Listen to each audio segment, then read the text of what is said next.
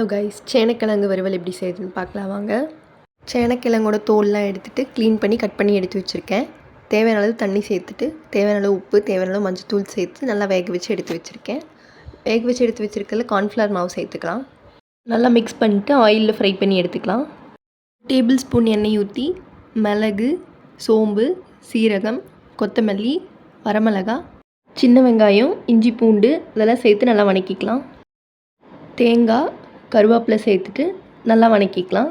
வதக்கினதை mixie ஜாரில் சேர்த்து பேஸ்ட்டாக அரைச்சி எடுத்துக்கலாம். தண்ணி ஊற்றாமல் அரைச்சிக்கணும். டேபிள் ஸ்பூன் எண்ணெய் ஊற்றி கடுகு, பூண்டு, வரமிளகா, கருவேப்பிலை இதெல்லாம் சேர்த்து வதக்கிட்டு அரைச்சி வச்சுருக்க தேங்காய் பேஸ்ட்டை சேர்த்துக்கலாம். 1 ஸ்பூன் மஞ்சத்தூள், 1 ஸ்பூன் மிளகாத்தூள் இதெல்லாம் சேர்த்து நல்லா வதக்கிக்கலாம். ஃப்ரை பண்ணி வச்சுருக்க கிழங்கு எடுத்து சேர்த்துக்கலாம். உப்பு சேர்த்துட்டு நல்லா மிக்ஸ் பண்ணிக்கலாம். கடைசியாக மல்லி இலை தூவி இறக்கிடலாம். அவ்வளோதான், சூப்பரான சேனக்கிழங்கு வறுவல் ரெடி. தேங்க்ஸ் ஃபார் வாட்சிங்.